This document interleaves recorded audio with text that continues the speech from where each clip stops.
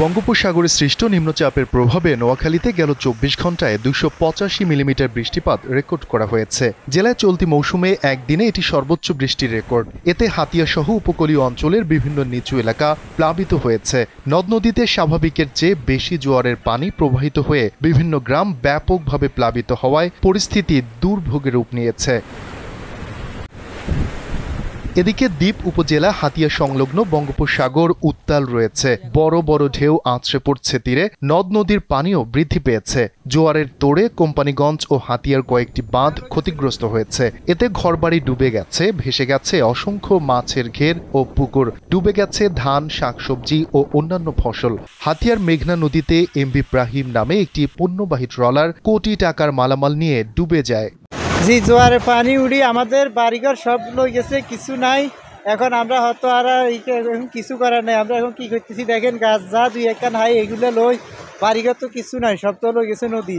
এখন সাগর উত্তাল আছে, এখনো পানি উঠতেছে, ঘর বাড়ি পানি ভরে যেতেছে। বাচ্চা নিয়ে আমরা কষ্টতে আছি।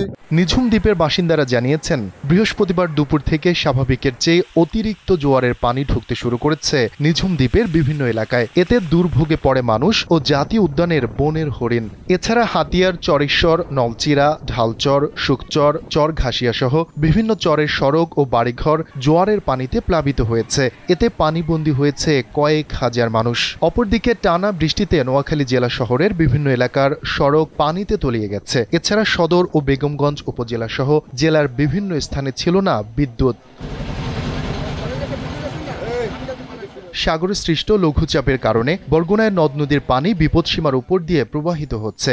বলেশ্বর ও বিষখালী নদীর পানি বিপদসীমার ৩৫ সেন্টিমিটার উপর দিয়ে প্রবাহিত হওয়ায় জেলার নিম্নাঞ্চল প্লাবিত হয়েছে। পাশাপাশি জোয়ারের পানি বৃদ্ধি পাওয়ায় বরগুনার বিভিন্ন উপজেলার নাজুক বেড়িবাঁধগুলো ছুটে গিয়ে বেশ কিছু গ্রাম প্লাবিত হয়েছে। তলিয়ে গিয়েছে মাছের ঘেরও। এতে অনেক পরিবার পানিবন্দী রয়েছে। তবে কি পরিমাণে ক্ষয়ক্ষতি হয়েছে তা এখনো জানা যায়নি। আমরা এখানে থাকার মতো এখন কোনো বেলেস নাই। খুব ভয়াবহ ঝুঁকিপূর্ণ অবস্থায় যে কোনো মুহূর্তে আমরা নদীতে বিলীন হয়ে যাইতে পারি। প্রত্যেকের ঘরে পানি, রান্না বাড়া খাওয়া দাওয়া বন্ধ। ভাঙ্গিয়া নদীতে জায়গা গেছে। আমরা সরকারের কাছে সাহায্য চাই, যাতে এলাকার মানুষ শান্তিতে থাকতে পারে। প্রতি বছর এভাবে তলায় ডুবিয়া আমরা ক্ষতিগ্রস্ত হইতেছি, বুঝছেন। ছাগল, গরু নিয়ে, গবাদি পশু নিয়ে আমার কুড়ের কুটমুরুর সব নষ্ট ক্ষতি হয়ে যাইতেছে। আমাকে একটু সরকারের কাছে আবেদন, আমরা একটু ব্লকের ব্যবস্থা করে দেন। আমরা আমার কোনো যাবার কোনো জমি নাই, এর বাইরে আমরা যাবো। ১৩০ পরিবারের বসবাস। এরা প্রকৃতির সাথে যুদ্ধ করে তারা বেঁচে আছে এবং আজকেরও সেই গতকালকে এবং আজকের এরা রান্নাবান্না করতে পারে নাই এই অতিরিক্ত জলোচ্ছ্বাসের কারণে।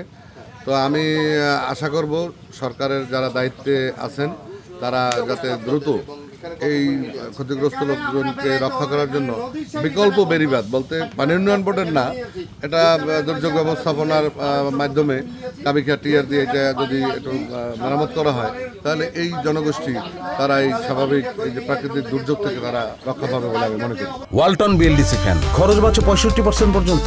ওয়ালটন বিএলডিসি ফ্যান ছড়ায় স্বস্তির সবুজ হাওয়া। রাঙামাটির কাপ্তাই হ্রদে সকল প্রকার নৌ চলাচলের উপর পরবর্তী নির্দেশ না দেয়া পর্যন্ত নিষেধাজ্ঞা দিয়েছে রাঙামাটি জেলা প্রশাসন। এদিকে সকাল থেকে বৈরী আবহাওয়া উপেক্ষা করে কাপ্তাই হ্রদে পর্যটকবাহী বিভিন্ন নৌযান চলতে দেখা গেল প্রশাসনের নিষেধাজ্ঞার পর পর্যটকবাহী নৌযানগুলো ঘাটে ফিরতে শুরু করেছে। এছাড়া রাঙামাটিতে পাহাড় ধস সহ প্রাকৃতিক দুর্যোগ মোকাবিলায় ৩১টি আশ্রয় কেন্দ্র প্রস্তুত রাখা হয়েছে। টানা বৃষ্টিতে নওগাঁয় খেটে খাওয়া শ্রমজীবী মানুষেরা পড়েছেন দারুণ বেকায়দায়। পানি বাড়ছে নওগাঁর ছোট যমুনা, আত্রাই সহ অন্যান্য নদীর পানি প্লাবিত হচ্ছে জেলার নিম্নাঞ্চল। এই বৃষ্টির কারণে কাস্টমার দোকানে আসছে না, না আসার কারণে আমাদের বেচা বিক্রি হচ্ছে না। বৃষ্টি বাদলের কারণে আমাদের ভাড়া কমে গেছে, এখন মানুষজন বাড়াতে পারছে না, যাত্রী আসতে পারে না, কাজ কাম করতে পারছি না, খুব কষ্টে জীবন যাপন করছি।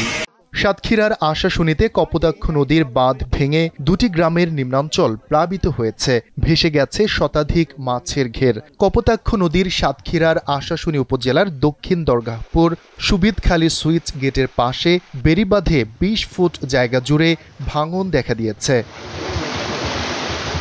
শফিকুল ইসলাম শান্ত, দীপ্ত সংবাদ।